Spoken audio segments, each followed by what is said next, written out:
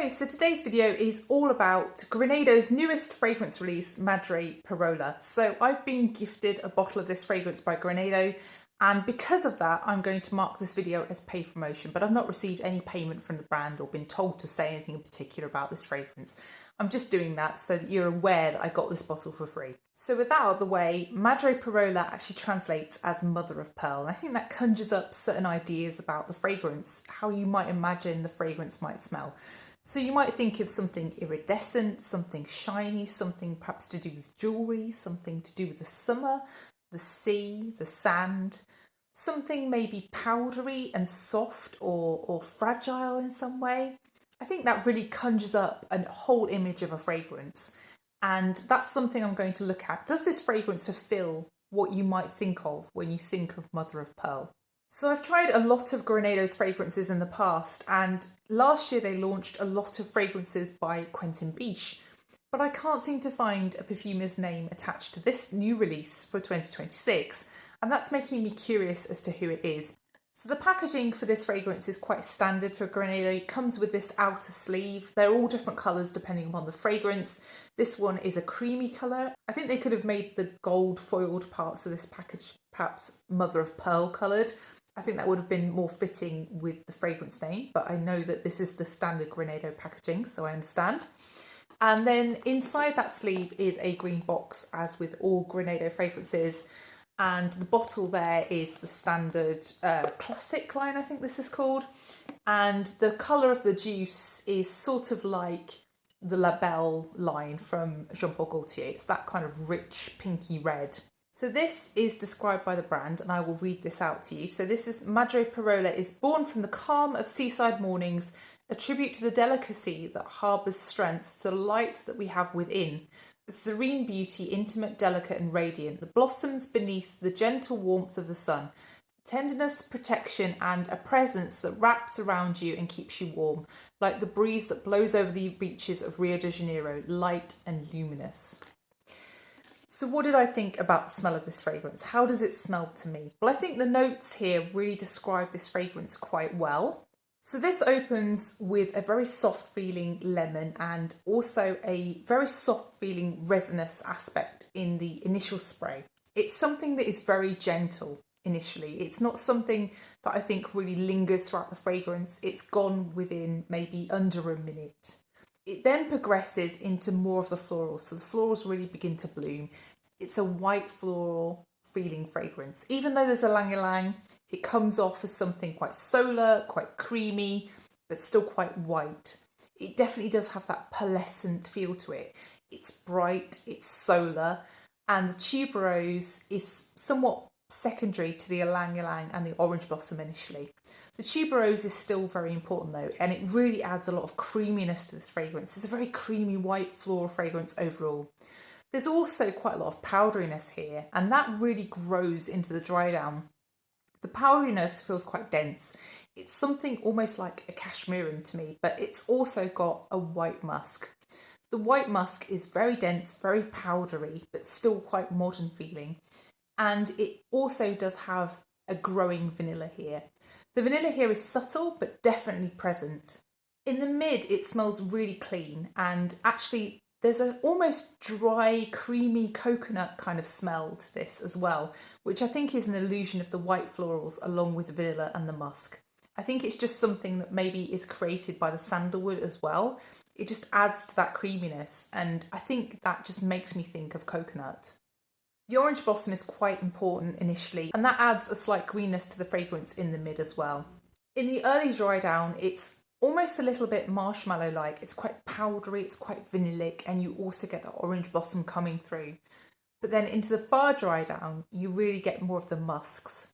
You still have those creamy white florals, and you still feel that solar, warm, bright feeling of this fragrance. It's still a very white feeling fragrance, but you also get that vanilla and the tonka, and also that creaminess coming through with the sandalwood. It's a musky dry down really, in the far, far dry down. That's what you're left with. You're left with a powdery feeling, very clean feeling white musk. So given the description of this fragrance, do I think this fits with how it smells? Yes, I do think that Mother of Pearl describes this fragrance quite well, and it does make me think of beaches It doesn't necessarily make me think of oceans or seas, but it definitely makes me think of sun creams, it makes me think of moisturisers, and it does make me think of beaches because it's solar and bright. I think this one really comes off as sort of slightly sparkly as well because of the musks, and it's also creamy. It's just got a really creamy white kind of feeling that does make me think of pearls. It doesn't make me think of something coloured, but it definitely is a shiny, kind of sparkly white feeling fragrance. So which other fragrances and products might I think of with this fragrance? So the fragrance in my own collection that I think this one is closest to would be something like Drop d'Issey by Issey Miyake. It's got that same kind of clean feeling, it's got the cashmere, it's got that sort of moisturiser edge to it that I think is what this one and that one have in common. It also does make me think a little bit of Blanche Bette, and actually when you compare the notes you can see that they do overlap quite significantly. And I can see that the milky creamy aspect of this might be something that is kind of mirroring Blanche Bette, but I don't think they're super close, but I definitely can see there's some relation here. I think also this fragrance makes me think of sort of tropical body lotions, so creamy body lotions that you might use in summer. So if you watch my video about the products that I love the smell of that aren't perfume, one of the ones that I mentioned in that video is a Nivea product that is Monoi oil with coconut, and this fragrance does make me think of that product. So the tropical florals and the creamy milky coconut aspect. It's not really a coconut fragrance because it's not a listed note, but it definitely does come off as slightly coconutty, at least to me.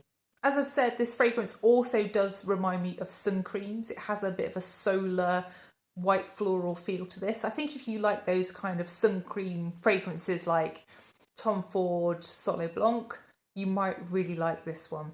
So what about the strength, projection and longevity of this fragrance? I actually think this one is pretty strong initially, as most fragrances tend to be.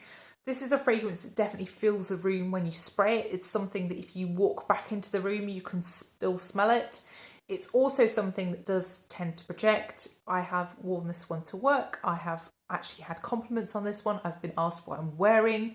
I think this is a fragrance that's a bit of a stealth fragrance, again, because it's quite moisturiser-like in a way. But I think this one is definitely more of an actual perfume kind of smell compared with fragrances like Drop d'Issey. It's definitely a detectable perfume rather than just a body product kind of perfume. Longevity wise, this one lasted beyond lunchtime for me, having sprayed this on at 7 o'clock in the morning. I think this isn't a super long lasting fragrance. I would say this is a mid-afternoon fade fragrance, but that's fair enough for me. If it lasts beyond 4 or 5 hours, I'm pretty happy. I've not been overspraying this one because I realise this could be overwhelming. It's quite a powdery fragrance in the dry down and I don't want to overwhelm people. But I think if you wanted more projection, you definitely could spray more. So who do I think this fragrance is for? So I think this fragrance is a really popular scent category right now. So this is a Floral Gourmand fragrance really, because it does have that kind of milky aspect, the creamy aspect, and also that phantom coconut. But I guess people could also classify it as a musky floral too.